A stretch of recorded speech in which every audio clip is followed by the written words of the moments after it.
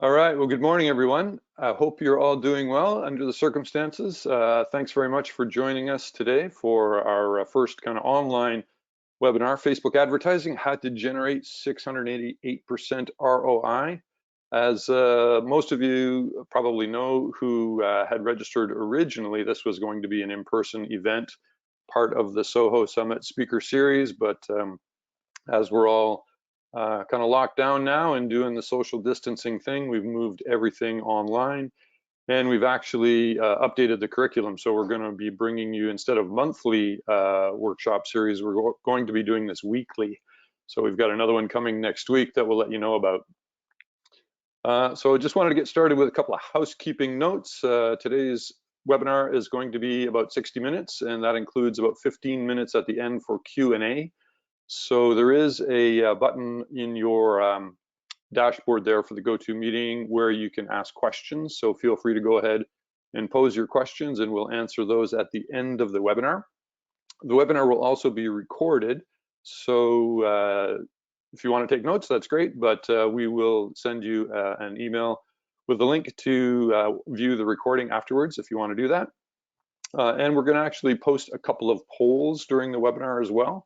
And we've got a gift for you at the end of the webinar. So if you hang around to the end, there's something there for you as well.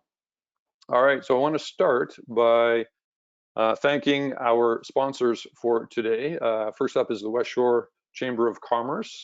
They've been a sponsor of this event from the beginning, so kudos to them. And they've also done a great job of using the technology to provide Zoom meetings for chamber events as well now, because they're all virtual for the time being. So they've done a good job of that, and they've also got some great resources on the website.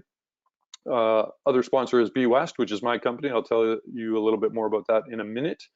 But we will be presenting today's webinar on Facebook advertising, and then also Serious Coffee at Millstream Village, which is where we were having the previous in-person events, which we can't do anymore, but they're still open. So if you want to grab yourself a nice cup of joe or something else there, they're still open up at Millstream Village. All right, so I'm Chris Burch. I am the founder of SOHO, and there's a little bit there about me, online marketing for longer than I care to admit. My background is in the traditional advertising world. I used to work at McCann Erickson back in Toronto, and Publicis, and way back in the day, Covito, a Japanese ad agency in Tokyo. So founded bWEST in 2009, so almost 11 years ago, and co-founded Social Media Camp back in 2010, which sold this past summer. And unfortunately, due to the events here, they were going to do it virtually, but I noticed just recently that they've decided to just postpone the event altogether. So wishing them the best, and see what happens with that next year. Also founded SOHO Summit in 2016, and we will be doing that event virtually this year. It was scheduled to happen in person on October 21st, but who knows where things are going to be at that point. So we've decided to do that virtually. All right, so a little bit about bWEST. As I said, was founded in 2009, so coming up on 11 years. There's a team, we call it the lean, mean team of 4. We're nimble, we move quick. 50% of us are named Chris, so me and then Chris Whiteley, who you're gonna meet in a minute. Got the Douglas Magazine 10 to Watch Award back in 2016 for the work we did with SOHO Summit. And there's a few of the clients that we work with. We work with a bunch more, but the Victoria International Airport, we've been working with since almost actually day one when we opened, actually not quite that long ago. I think it's been about 9 years. And a couple of the case studies we're gonna do today for Eagle Wing, Whale Watching Tours, Blanchard Street Winery, they're not up there, but those are just some of the other local businesses that we work with there. So proud to work with them, and wishing all of them success and what they're doing given the current circumstances. And of course, we love when clients give us feedback on Google and elsewhere. So this was just one from Nathan, the GM at Eagle Wing, just based on the work that we're doing with them. And again, there's going to be a case study about the work they're doing, or we're doing for them. Okay, so I want to introduce the other Chris. He is self-described as the Swiss Army knife. This other stuff he wouldn't describe himself as, but I do. I know he's been doing online marketing for about 15 years. I call him the WordPress ninja. He's also an SEO all-star, and he's pretty awesome with Facebook advertising as well, as you are about to see. So at this point, I actually just want to do our first poll. So bear with me. First time using GoToMeeting. We're just testing a couple of different things, and so it might jump around a bit, but let's see what happens here.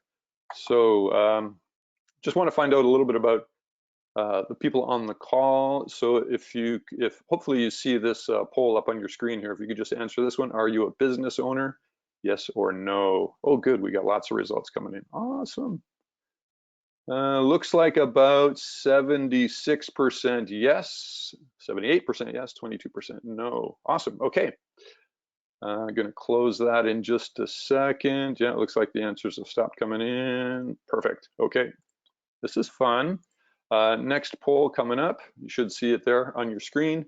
Do you currently sell online? So are you an e-commerce business? This will, well, we're going to address a couple of different industries in the call, but if you are doing online commerce, then of course Facebook advertising is going to be even more valuable for you. So results of the poll coming in. So it looks like mostly no, about 69% no, 31% yes. Okay, so that's interesting. One more and then we will get started. So you should see this one up there. Have you done any Facebook advertising before, aside from just boosting posts? So we're assuming that you all have Facebook business pages for your business. And certainly when you post organic content, it's easy enough just to boost. And Facebook is always encouraging us to boost posts. Not necessarily the best way to do it. And we're not really going to talk about that today. We're going to talk about kind of real Facebook advertising.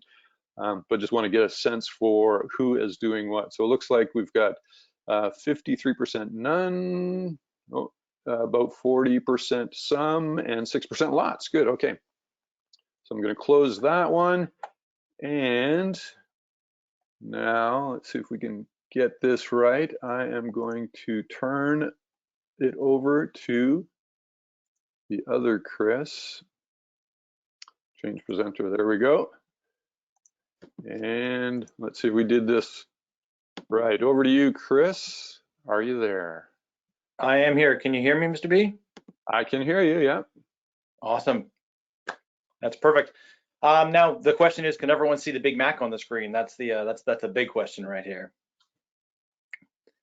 And if you can, then we're going to begin. So Chris introduced me as the web Swiss Army knife, and I definitely identify with the Swiss Army knife for sure, just with the things that I do at bWEST. One of the other things that I also identify with is the Big Mac. So to some people, the Big Mac is merely a combination of 2 all-beef patty, special sauce, lettuce, cheese, pickles, onions on a sesame seed bun. To some of you, it is a symbol of poor eating choices. So it means a lot of things to a lot of people. To me, it's a symbol of the knowledge and marketing experience that I have picked up through the years. You see, pretty much everything that I know about marketing and sales has its roots in the training that I received at McDonald's. And of course, to make things relevant, today's training is based on one of those experiences. So I wanted to share that with you guys to kind of explain and set the tone for what we're going to be talking about today. So it was, I want to say, September 35th, 1997. I was working at the Colwood McDonald's. I was working the egg station on a very, very busy Saturday morning. I was kind of new at McDonald's at the time, and so working the egg station was very challenging because, as always, the eggs were going out faster than we could possibly make them. And so this basically held up production, which triggered the restaurant manager coming over and helping me out at the egg station. Now, the interesting part is that she didn't necessarily help me. She actually came over there and started asking me questions from what is called the station observation checklist. So for those of you that have worked at McDonald's, you know this station observation checklist, or SOC, as the document that basically teaches you how to work every single station at McDonald's. And these are global across the company. So it's a process for everything. So it's consistency across all restaurants. It also included like cooking times, temperatures, everything you needed to know about that one station. So as I was there drowning on the egg station, she was asking me, what is the cooking time? What is the cooking temperature? How do you do this? How do you do this? And I was like, no. Stop asking me these questions and tell me how to keep up on eggs. And she said no.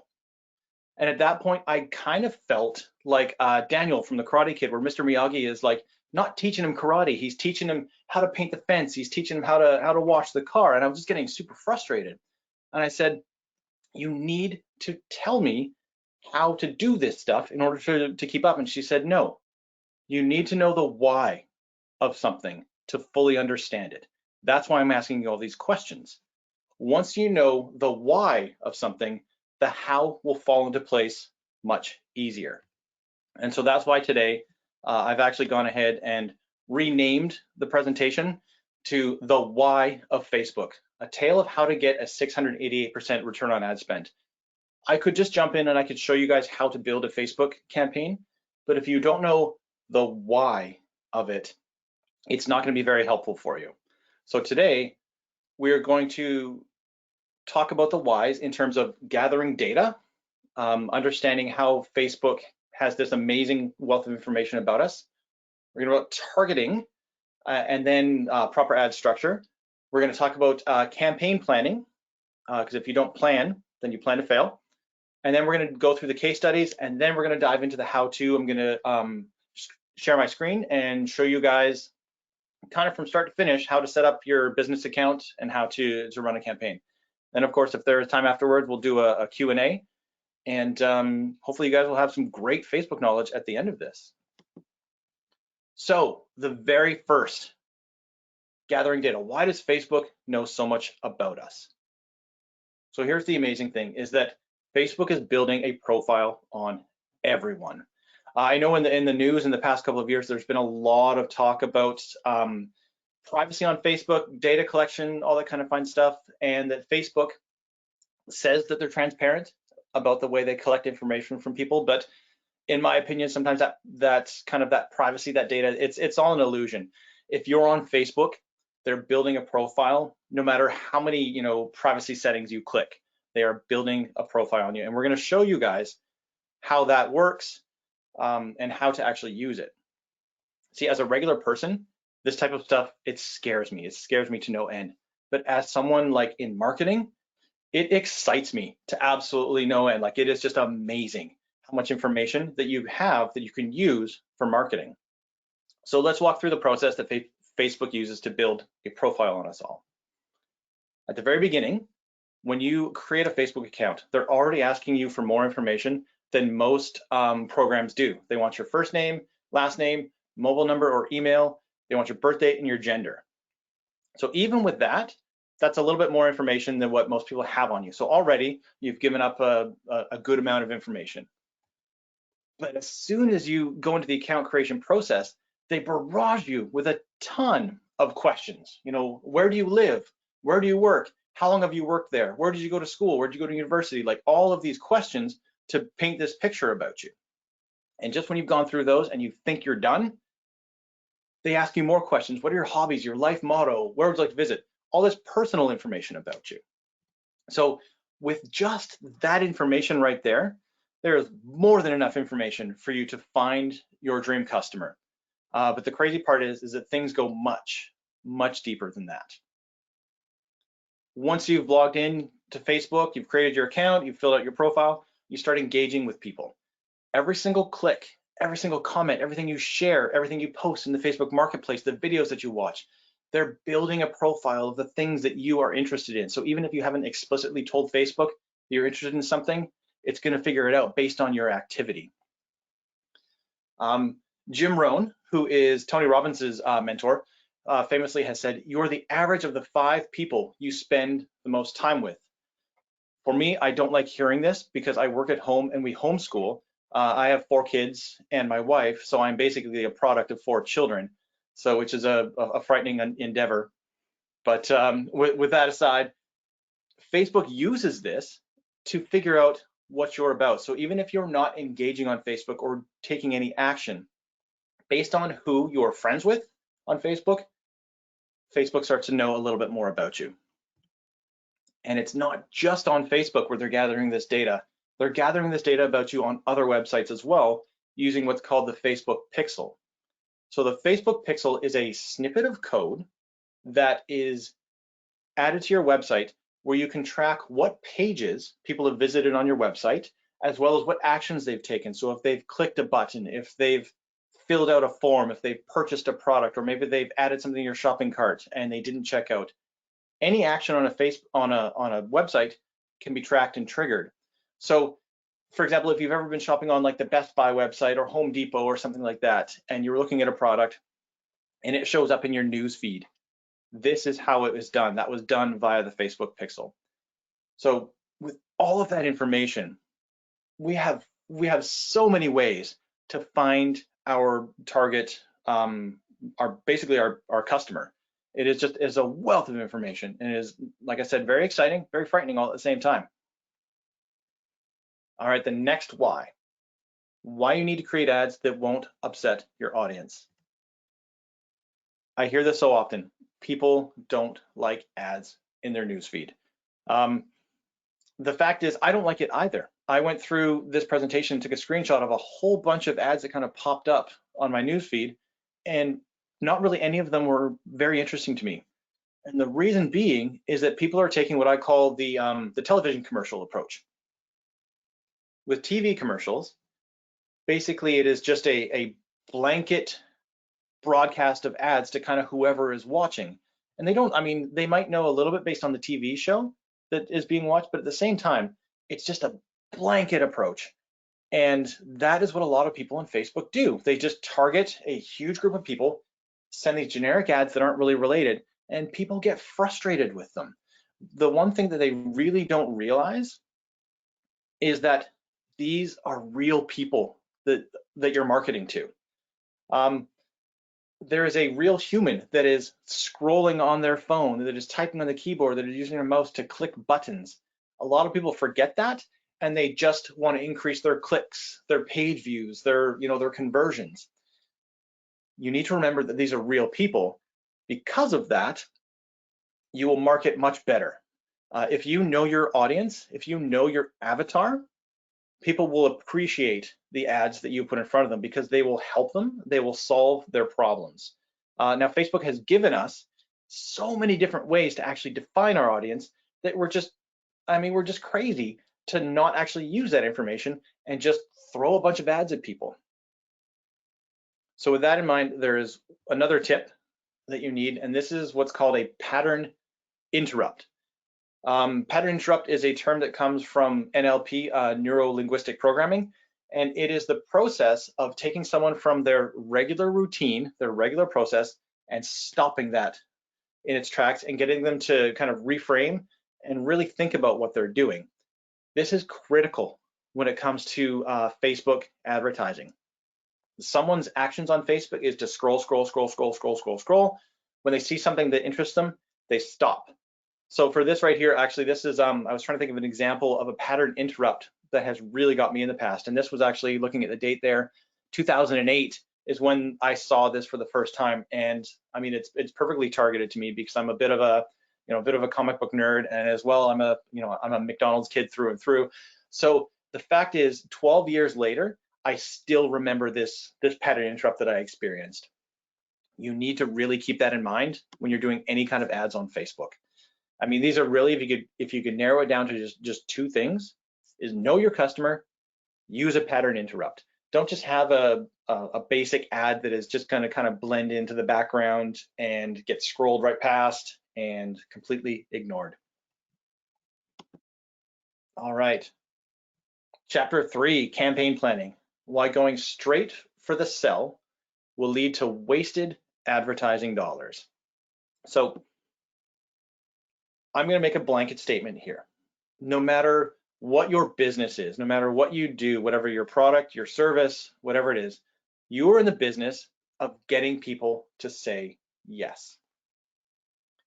Now, in order to get someone to say yes, the odds of them actually saying yes is based on your relationship with them. So that also translates to dollars as well. So someone who is a cold lead, the odds of getting them to say yes is slim. Now, if you ask enough people, eventually someone is going to say yes. When you translate that to advertising, that means that's a lot of dollars. When someone is a warm lead, so they may have a prior relationship or they know you a little bit, again, the odds of saying yes is going to be a little bit better and the advertising spend is going to be a little bit less. Now, if someone is a hot lead, so maybe they've purchased from you before, or they know your business, they know your brand, they know you well, it's going to cost even less in order to get them to say yes. Now, with that in mind, the structure that most people use when advertising on Facebook is this. They use an ad to get someone's attention, and then they say, buy my thing, buy my thing, buy my thing, buy my thing over and over and over again. Now you can do this works, but you need to spend a lot of money in order to get that one yes. And this is why so many people fail at Facebook campaigns, is because they spend a bunch of money with no return and then give up. There's a much better way to do this, and this is it. The first step is you capture the user's attention. That ad on Facebook is the pattern interrupt. You get their attention, they engage with your ad. The next step is you want to capture their details. You want to find a way that you can communicate with them on an ongoing basis. So historically, this has been email, been telephone, could also be a mailing address, Facebook Messenger, a chatbot, or even better, a Facebook pixel. So they've gone to your website and they've been pixeled and you can communicate with them on a regular basis. So you need a way that you can communicate with them. You've captured a way to contact them. From there, you're going to nurture that relationship. You're going to let the user get to know you a little bit better, get to know your brand a little better, feel comfortable so that they trust you. And then, and only then, do you go in and you say, okay, will you buy my thing? This process, in my mind, is the only way to advertise in a cost-effective manner. And this is actually critical when it comes to working in a very small local market as well. And I mean, in Victoria, we've got a pretty, as far as cities go, a pretty small population. So if someone is trying to target in on their actual, their avatar using the data that Facebook has given them in a small population, that could be a small field of people. So if you just grab their attention and go straight for the sell, you're alienating people who could have potentially been your customer at the beginning. You need to really focus on this relationship building within your advertising campaigns in order to be able to sell to people and still build that relationship and have trust with people. So with all of those whys in place, let's look at how we've done this for some of our customers and put it into practice as well. First up is a company called Coastal Equestrian. So this is a local company that puts on equestrian events, training, facilities, that type of stuff. They came to us and they asked us to help sell a brand of hay steamer that they had exclusive rights to actually sell. So at this point, we could have just targeted people who are into horses and stables and all that kind of stuff and just said, buy my thing, buy my thing, buy my thing, buy my thing. But because it's such a small market, and because there wasn't really a relationship to begin with, we needed to take people through that process. So this is how we did it. We started off with an ad that had a nice pattern interrupt. Again, it was a lady staring at a horse. If you're a horse person, you're probably gonna stop and check that out. We asked a question. We said, how do you prepare your horse's hay? Do you soak it? Do you steam it? Do you do something else? So in this, what we've learned is that a lot of people would soak their hay to get rid of a lot of the dust that is on hay. The dust can actually cause respiratory problems for horses. So people would soak the hay. The problem with that is that would create a series of other health issues. So that's why steaming was a little bit more healthy for horses. So we created actually a web page that explained that to some of these owners who may not know that. We had a little video that explains the benefits of steaming and the pitfalls of soaking.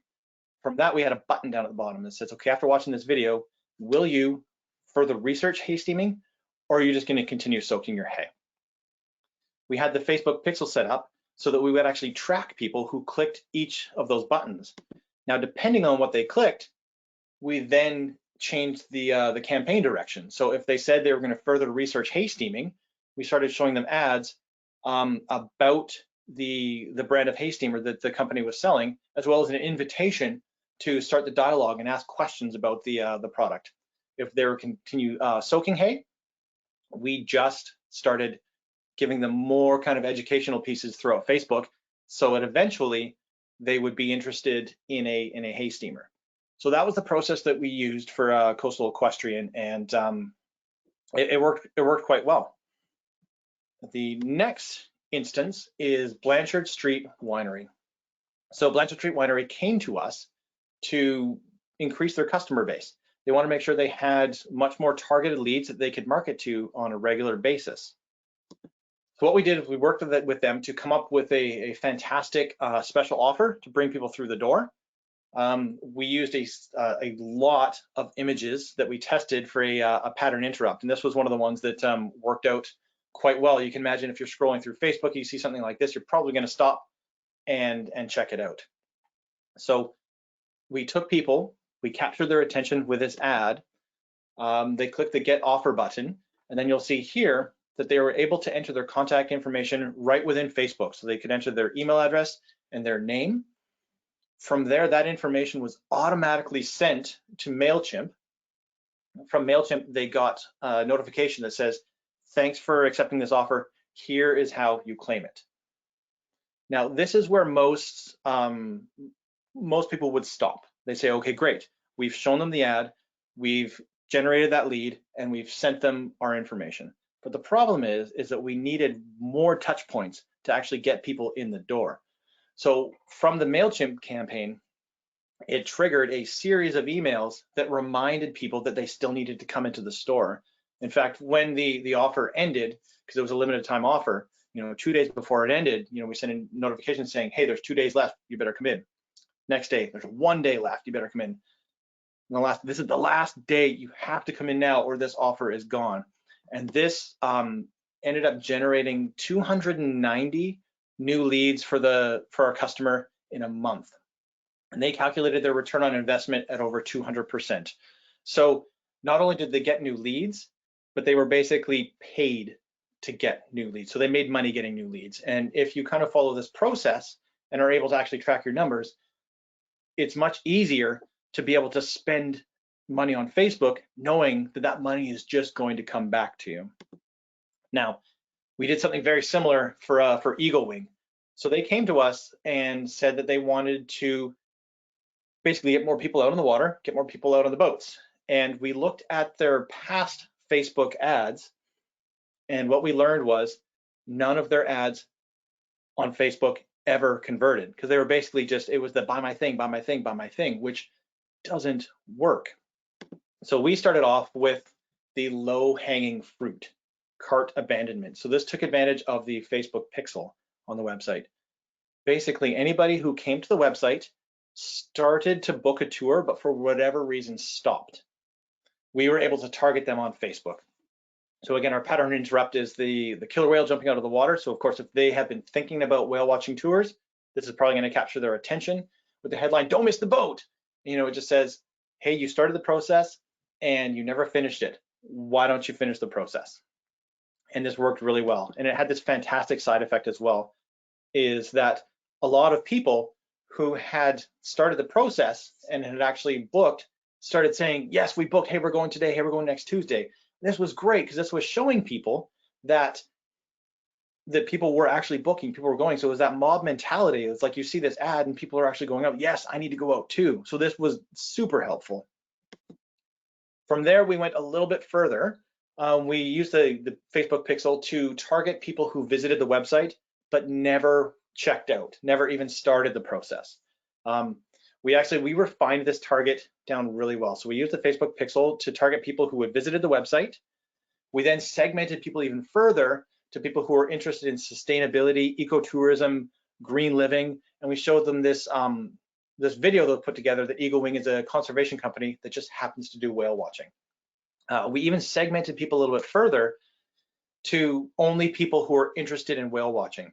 So this was a very, very tightly focused audience. Started off with people who had been to the website, segmented further by people who are interested in environmental issues, then further segmented to people who are interested in whale watching. And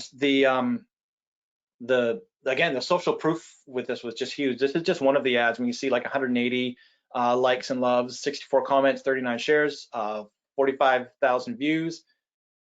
And this, again, I think we had about like 5 or 6 ads running with similar metrics on there, and just tons and tons of people saying this is awesome, this is amazing. So altogether, these 2 simple campaigns that we put together generated a 688% return on ad spend. It was a money-making machine for Eagle Wing. And so this just really kind of shows the power, as if instead of just, if we had just broadly targeted people in Victoria, we would not have made that money. In fact, we probably would have had a series of Facebook comments about people telling them to stay away from the whales. So by doing this, we've not only kept a positive sentiment in the comments section, but it's actually people who are looking to go on a tour, who are looking to see the world, who are looking to spend money to go out on a boat. So that brings us to the end of the case studies that explains how we used the whys of Facebook in order to grow our clients, I guess reach our clients' goals.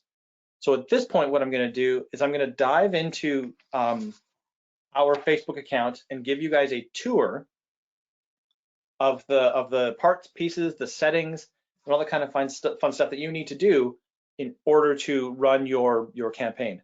So I'm going to go through it probably at a relative speed. So this is the point where I hope you guys can take notes, catch the replay afterwards, so you can watch it, you can pause it, kind of go through and do it yourself. But I'm going to do my best to kind of go it at a speed that is that a regular human is going to be able to keep up with. Give me a moment while I switch my screen here.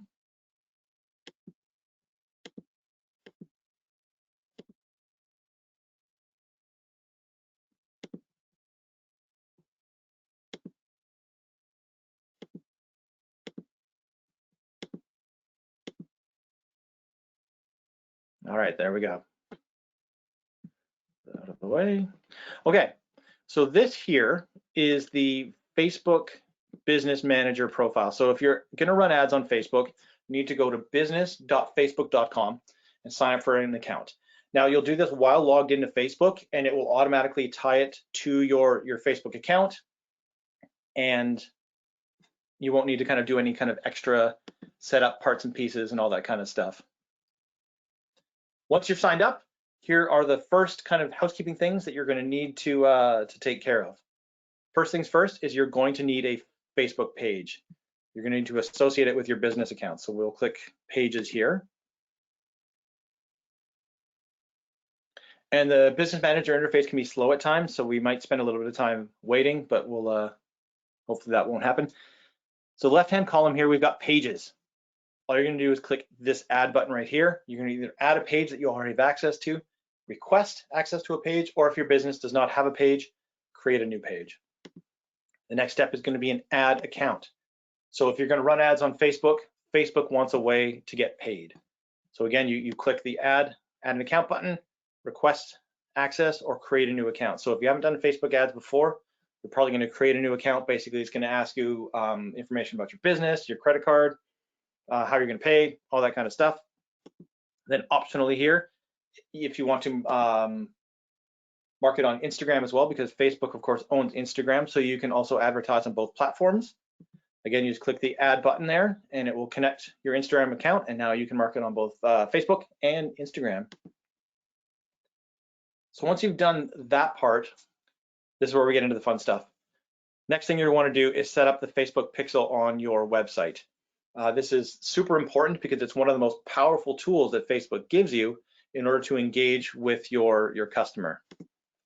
So again, we'll click on Business Settings. We'll go to Pixels. And so we've got a series of pixels already set up that I'll do my best to show you guys how to actually set that up there. So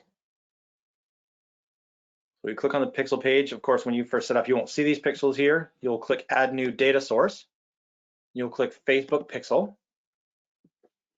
From here, you just need to give it a name, and you can enter the URL of your website to check for easy setup instructions. The next thing you do is click Continue. So I'll show you actually, instead of clicking Continue and setting up a new pixel, wait, not that one.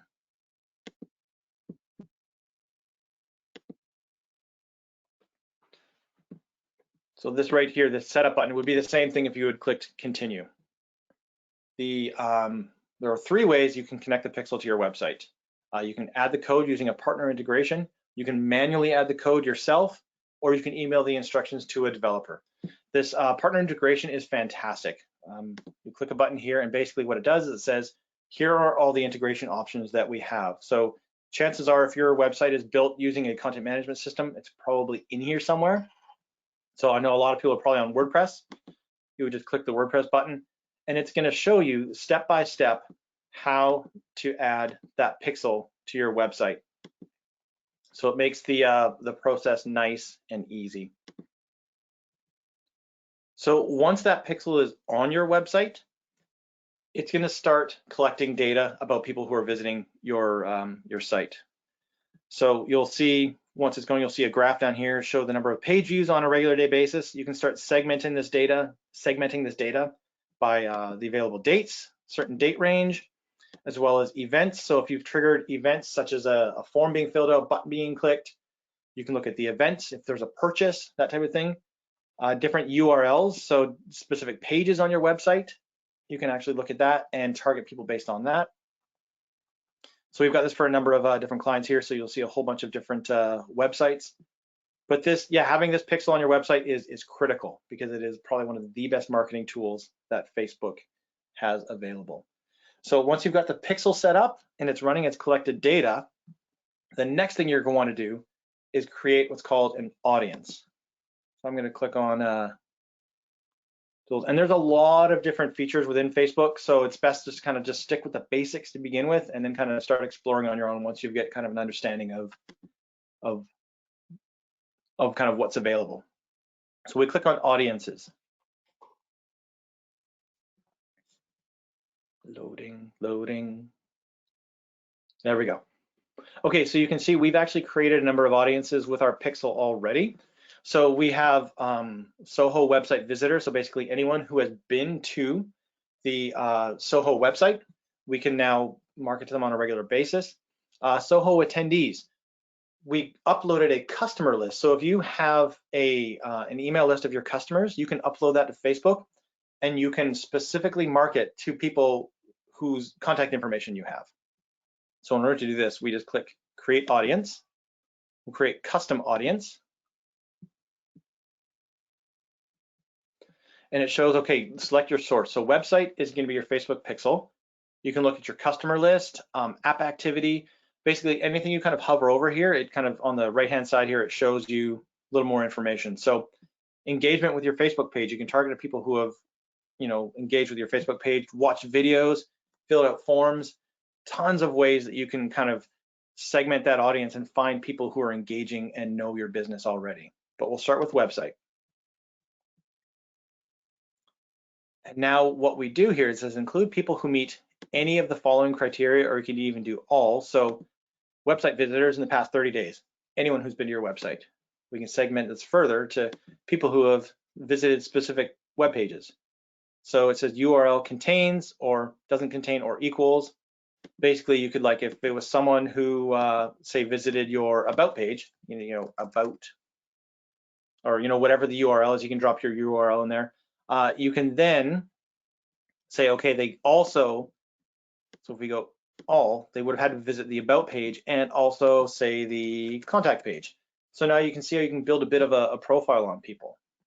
If you're selling a product, for example, let's say you're selling a specific book, say you're a bookstore, and there was a product page for a book. You would just type the the book URL, anyone who sees that has visited that book page, you can now market to them on Facebook and say, hey, you checked out this book, why don't you come back and buy it? You can actually exclude people. So you can say, I want to market people who went to that book page, but maybe didn't go to the cart page. They'll go cart, they didn't go to the shopping cart, the checkout page. So from here, you can play around and build a very specific audience. And then this is where the real magic happens. So after you've created that custom audience, you can now create what's called a lookalike audience. So say you have a customer list. So we'll use that. We'll go with the SOHO customer list. We've already created that audience. SOHO attendees. So these are people who have actually been to the SOHO event. We now we'll click a audience location. You have to select an actual country. So now what Facebook is going to do, it says there are 262,000 people across Canada who are super close to those same people that you uploaded in Facebook.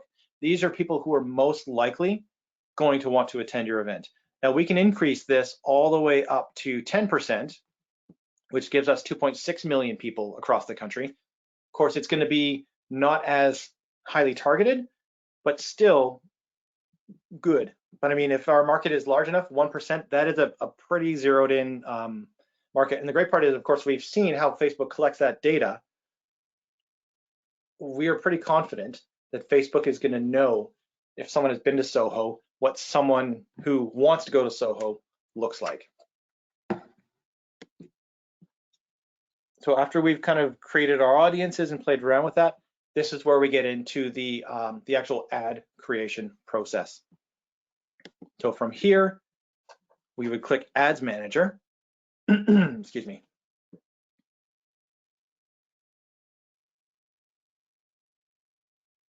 Now, when you create Facebook ads, you're going to see three main tabs here: campaigns, ad sets, and ads. So how we have to think of this is the campaign is the holder, it's the container. It holds everything that within the campaign. Below that are the ad sets. This is where we target people. We determine who we're actually going to be marketing to. And then within the ad set are the ads. So each one is kind of a container for the lower level piece. So for example, within an ad set, we could have, say we're targeting men in one ad set and women in another ad set. From the men ad set, we could then have, say 5 ads that are targeted directly to men. Under the women, we can have 5 separate ads that directly are related to the women as well. So we'll go through and I will show you the setup process on how to do that and a bit of targeting and some tactics you guys can follow. First thing you want to do is create your ad or your campaign. This is what's called the guided creation. There are 2 ways you can do this. You can do this through quick creation or you can do through guided. When you're first starting using this, guided creation is nice and easy because Facebook basically just walks you through it. The first thing that they want to know is, what is your marketing objective? This is important to get right because Facebook, of course, has a vested interest in you being successful in your marketing campaign because they want you to continue spending money. They know that if your campaign is unsuccessful, you're not going to spend money. So what they will do is they will try to find within the people that you have targeted, people who are going to fulfill these metrics for you. So whether it's brand awareness, reach, traffic, engagement, and of course, if you hover over the icon there, it kind of goes into more depth as to what these people are. We've got conversions. So if you have like a store or a pixel event set up, so clicking a button, if there are specific events that you need to happen, Facebook will optimize the campaign for these specific metrics. So in this case, let's just go with traffic. We want to send traffic to our website.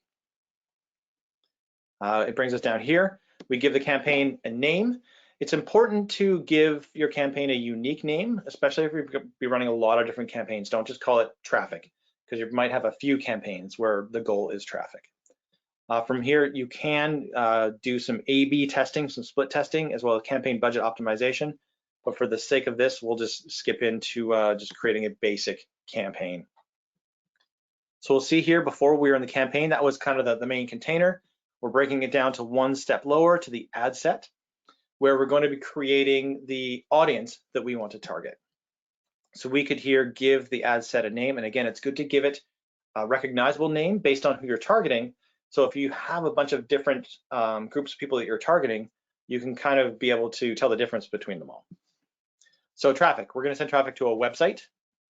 Again, we can create what's called a dynamic creative. Basically, we can give Facebook a bunch of images and headlines, and Facebook is going to automatically optimize, create ads for us. We can create an offer. So this is kind of like what we did for Blanchard Street Winery, where it was like get offer, and then they fill out a form. But we're just going to stick to nice and basic right here. We get into the audience. We'll see over here on the right-hand side, current audience size is within Canada, ages 18 to 65, all genders, 25 million people. That's what we are currently targeting. From here, we can tap into our custom audiences that we created in the audience section. So again, here we could market to SOHO attendees, and it's going to update on the side here and show us that it's kind of a small market. We might be shown to 35 to 99 people a day, less than 10 clicks a day. So not huge, but we could also, again, target the SOHO people who visited the website, probably the same type of information. So depending on the amount of traffic that you get from your website or the amount of lists you have, you're not going to be able to, you may or may not have a large audience. Anytime you have this custom audience up here, you can further segment it. So we've got SOHO website visitors in Canada. We can, of course, come down to Victoria, if I could type correctly. So now we're targeting people in Victoria. And we see within this circle, we can adjust the size just a little bit. So it might be a little bit more closer. Here, what we'll do is actually we'll get rid of this, our custom audience, and just build a brand new audience here. So right now we see within this circle, there's 270,000 people that we can market to. So we've got people 18 to 65, all genders. So let's say we want to, we'll target people ages 25 to 50. There we go. See the numbers change. We can say maybe we just want to create an ad directly to women. That's on, and this is the great part, is now we can actually target people even further via that interest that Facebook has given us. So of course, when you first start your profile, they're asking you those questions, and as well the kind of engagement interaction on Facebook, we can figure out what people are interested in. So let's say we've got a restaurant downtown, and we are marketing, we've got a special coming on. It's a seafood special, a wine pairing seafood special. So here's how we could target these people. First off, we want people who are interested in seafood. Simple as that. We see the audience is now 16,000 people, so it's definitely dropped a bit more. But we don't just want people who are interested in seafood. We want people who are interested in seafood, but also wine as well. You know, if it's a wine pairing menu we put together, we want to make sure people are interested in wine. We can click on suggestions here. Food and wine, great, we like that. Seafood restaurant, yep. We've got wine and spirits, food and restaurants, wine tasting for sure. So there's, wine and food matching. That's exactly what we want, right? So these suggestions, as you start typing things, get more and more related. We can also browse through demographics. So education level, financial, life events, partners, work, interests, what people are interested in. And you can kind of click down even further, like it goes really far down. Behaviors, how do people, go on Facebook? Like it's just tons of stuff. So let's say we've got this targeted. Now this is pretty targeted. We got 40,000 people that might be interested in our offer here. But let's say we're not confident with this. Say, we've got maybe a new chef, a new sommelier or something like that, and we're not sure if people are going to really like the menu. So let's maybe exclude people from our audience now. Let's exclude people who are chefs. We don't want anyone who's kind of be critical about the food that we're doing. We got chef, we've got head chefs. Get rid of anybody who is kind of a chef. We can get rid of anybody who maybe is a sommelier. So now we know we're kind of making sure that people are coming through aren't going to be critical or as critical of the stuff that we're putting together. So from there, we can see how we can really target people quite well in that respects. We come down further. Now we can change where we want the ads to be seen.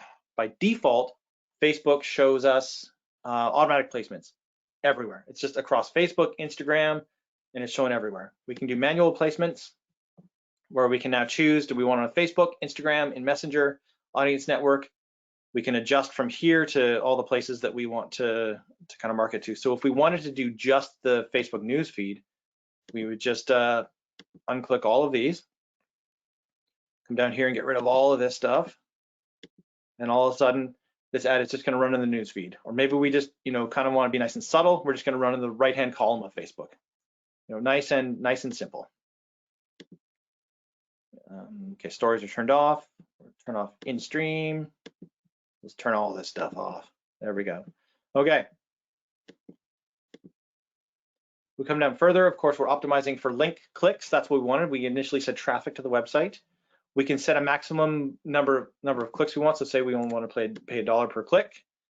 That will change. We'll also see that this changes on the side to reflect our budget of the cost control. So I like to let Facebook figure that out for us and then set a daily budget. Again, this will adjust the numbers on the side. So Facebook gives us a good estimate of what our budget and our audience is going to give us.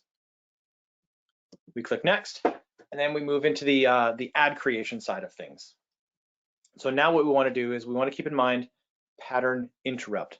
This is the important part, because we're creating that part now where people are going to see on Facebook. We want them to stop and pay attention to what we have to offer. So of course, a unique name that you can recognize, because you're probably going to want to run a bunch of different ad creatives to try to test. We can add Instagram if we want, if we had chosen that. And we're going to create an ad. So there are so many different types of ads that you can create on Facebook. There's a carousel, so there's multiple images or videos, a single image, a collection, so a group of items, as well as we can use what's called the instant experience. So this is almost like building a small web page in your ad itself, which is probably beyond the scope of this this presentation. But so for the sake of this, let's just build a single image ad. We scroll down here. We want the medium. So we can click add media. We've got add an image or add a video. So let's just add an image. From here, we're able to upload a photo from our computer. We can also grab anything from our advertising account, anything from our Facebook pages, as well as stock photos as well.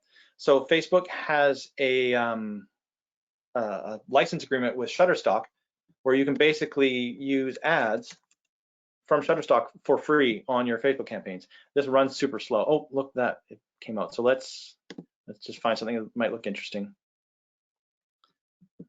So there, we've clicked on this, and then we click continue. And again, it's running a little bit slow right here.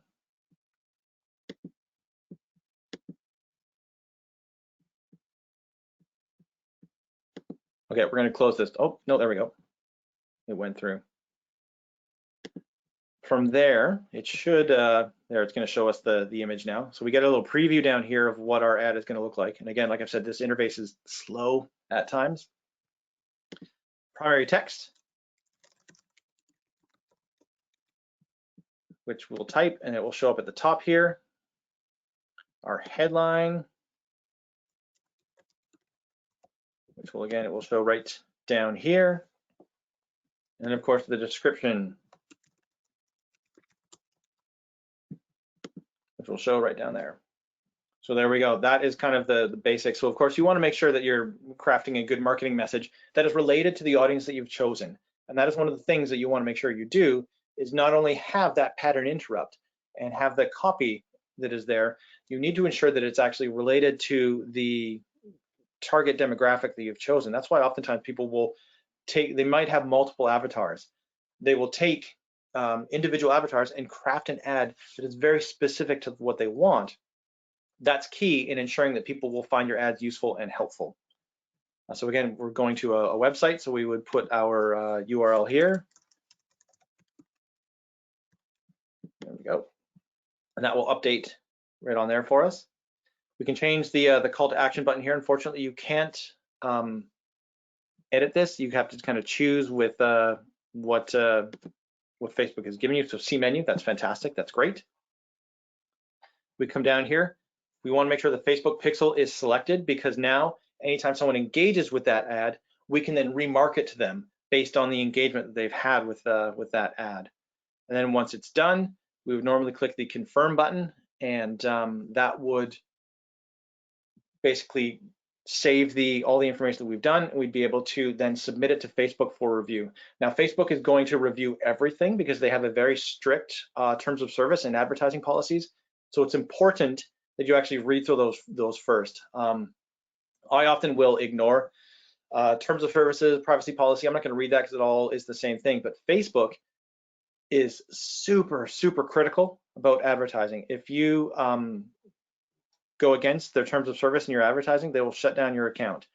And it is almost impossible to get that account back. We're going to click the back button here, and then I'm just going to, oh, so I'm going to go close button. There we go, close. For the final piece, we want to look at reporting. So you'll see down here this one campaign that we've done. Along the side here, it shows at the campaign level the results. So we've got the clicks, the reach, impressions, the cost. We can then segment that further to look at specific ad sets that we've run. So if we've run a number of different ones, you can see how they're performing against all the other ones. And then if you kind of go further, you can break it down on the different ad creative that you've used and see how each one is performing as well. From here, you can also, so this is the performance column, we can change the metrics that we're looking at to delivery metrics. We can look at engagement metrics. So there are so many different ways you can kind of segment the data and figure out which ads are actually running the best. And because you can look at it from so many different angles, there's so many different ways that you can ensure that your campaign is running correctly. You can also customize these columns. So if there's specific data that you really want to know about, you can basically just get rid of all of these in the side here and come through, like say we've got add to carts, that's important, right? Checkouts initiated, yeah, that's a good one. We've got leads and purchases. So these are all events triggered by the Facebook pixel that we can then segment by. That is the reporting side of things, and reporting is critical. You need to know how your campaign is performing in order to optimize it for future. I don't think we've ever created a campaign that has not required some tweaking along, and that goes with any marketing. You always need to watch the metrics and adjust so that you're getting kind of the most out of your advertising dollars, because if you're not following that process, you're losing money. And if you are not following the whys of Facebook, in other words, you're not understanding how Facebook generates or gathers the data, you're not properly targeting to your market, so you're not showing people actually what they want, and you're not following a proper campaign strategy, you're going to lose money, you're going to lose heart, and you're probably going to lose customers. So that stuff is incredibly critical to be following on your Facebook campaign. So at this point, I've kind of done all that I can really show within I'll say the scope of this presentation. So I think we'll be able to take some questions. So I don't know if Mr. Burch, if you've been monitoring for questions and what's going on.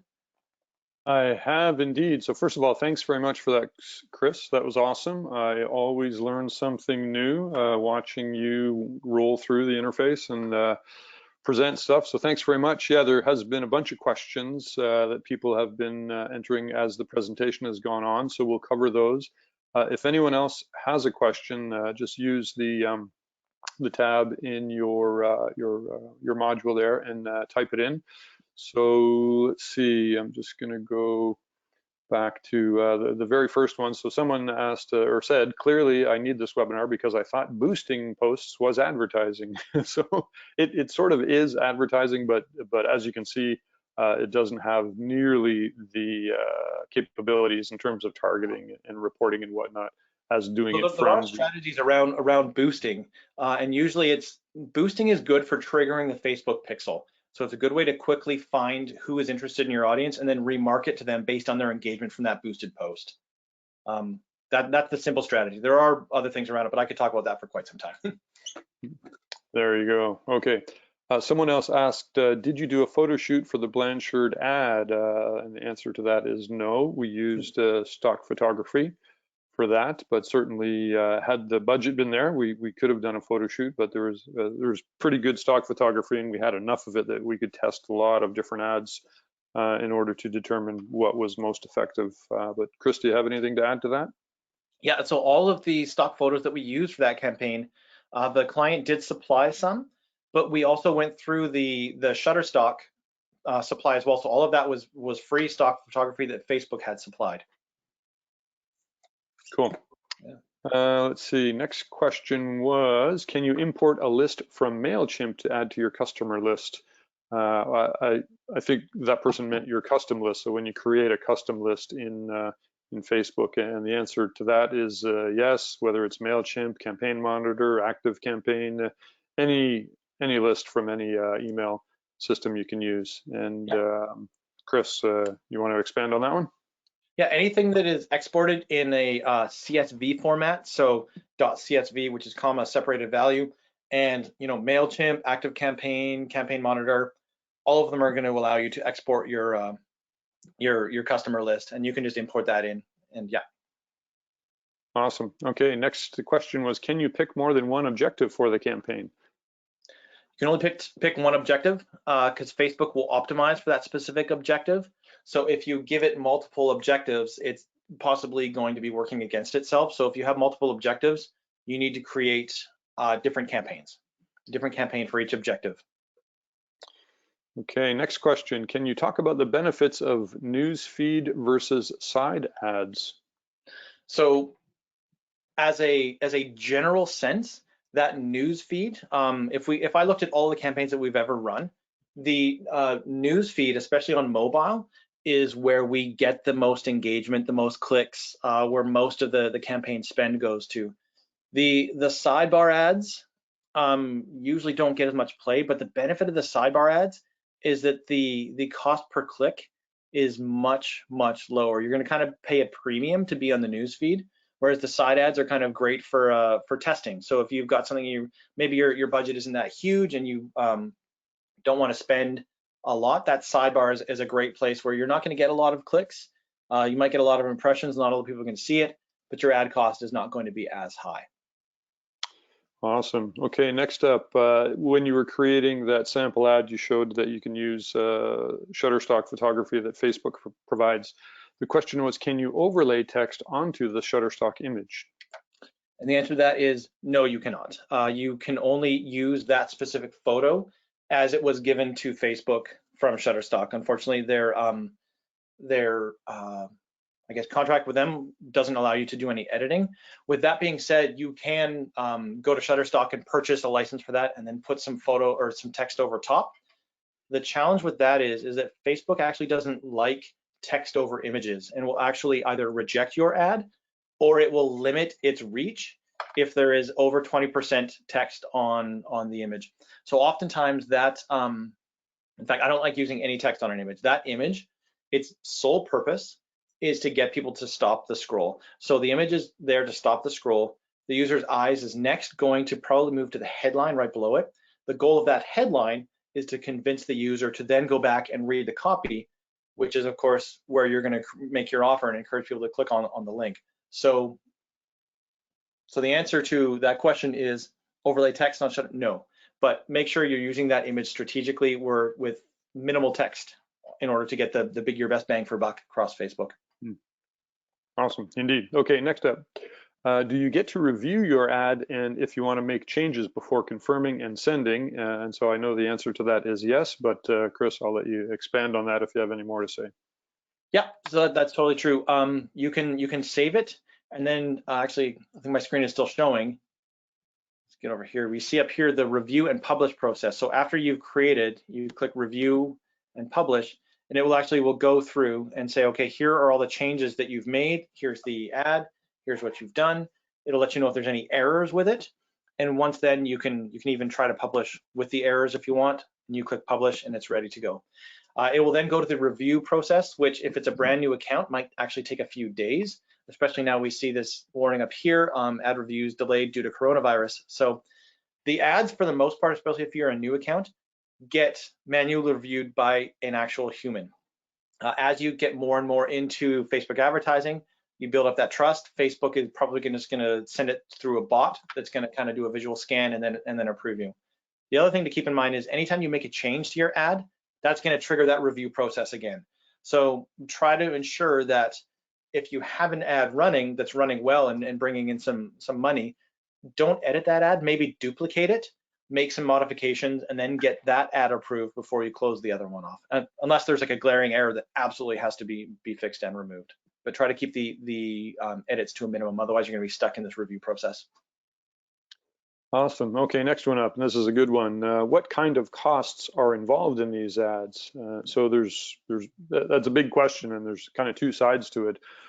There's the cost that you pay to Facebook, the pay-per-click or the pay-per impression fee, and that you can set for whatever you want. And I'll let Chris talk more to that. I have read, and I don't know if this is true, Chris, you might be able to expand, but I have seen that due to the coronavirus and the number of actual page views and people using Facebook these days, because it's just exploded. I'm sure their traffic has probably doubled or tripled, but I've heard that the cost of the ads has actually gone down by about 20 or 30%.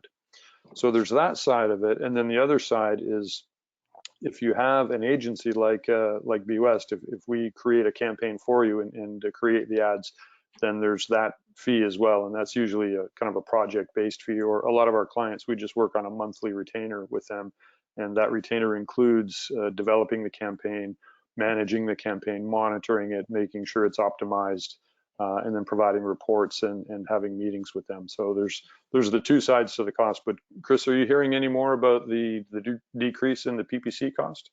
No, I haven't had a chance to investigate that, but it definitely makes sense. I mean, one of the reasons why that does make sense is the cost per click isn't actually a number set by Facebook. It's an auction, it's a bidding process.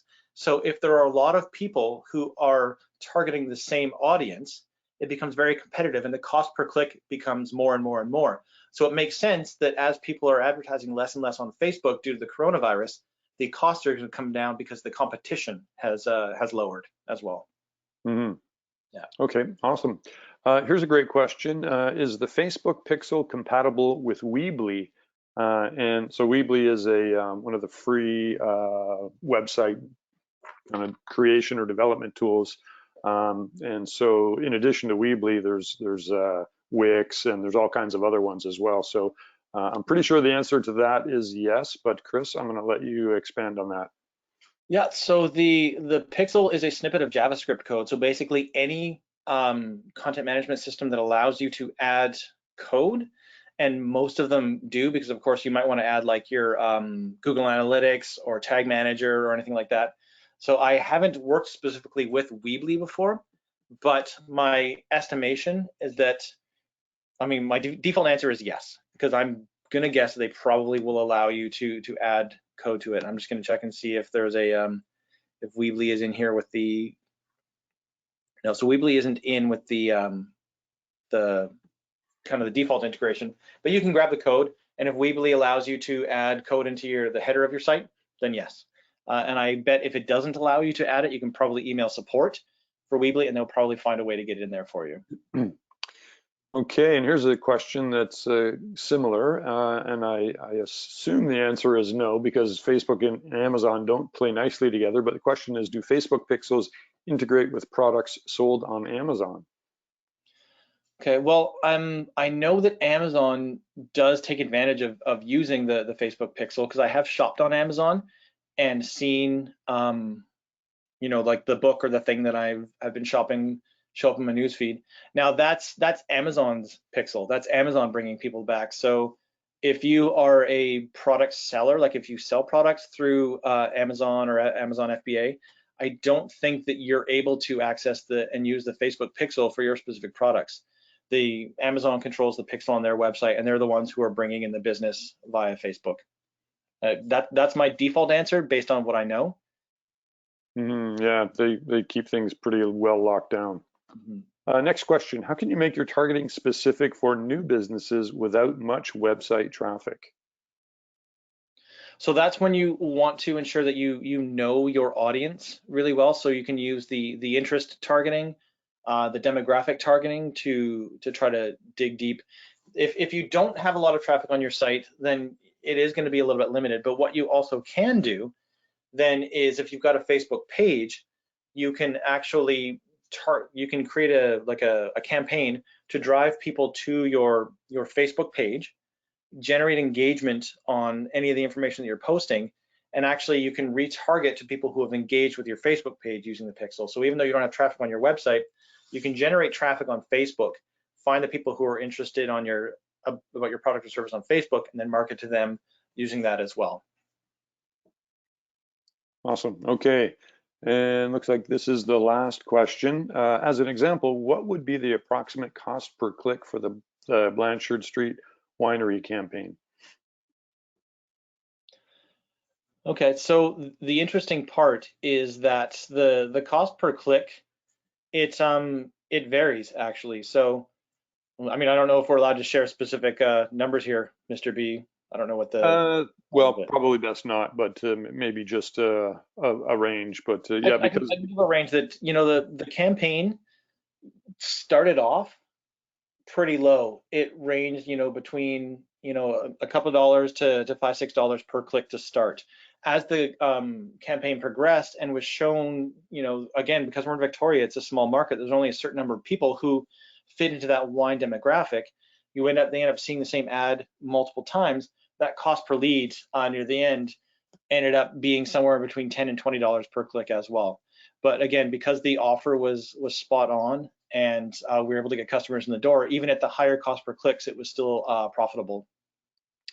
yeah, I think probably the rationale behind the question is just for businesses. They kind of want to get a sense for what would be a good cost per click or a cost per lead for my business. And so I think before you go into any sort of ad campaign, especially when it's when you're trying to generate leads, is you want to have a pretty good understanding of what a customer is worth to you. So if it's like in the case of Eagle Wing, where the whale watching tour is a set price, and they don't really change that much. You know, there's different boats and so on. But let's say you know that what you're selling is $100, then you have a really good sense for, okay, well, I know what I can spend in order to sell something worth $100. Other businesses, it's not quite that easy, and you don't get those results right away because they're not buying straight from the website. So you have to go through a bit of a process and understand your business and your customers to know how much you can spend on either generating a customer or generating a lead. So that's something that we help all of our clients out with as part of the overall process. Yeah. And you can actually set your cost control as shown in the ad set section, so we can change it to the average cost. Say we only want to pay $1 per post engagement. We only want to pay, say you only want to pay 25 cents for an engagement. It's going to show you that you know, kind of what engagement levels you're going to expect at that cost.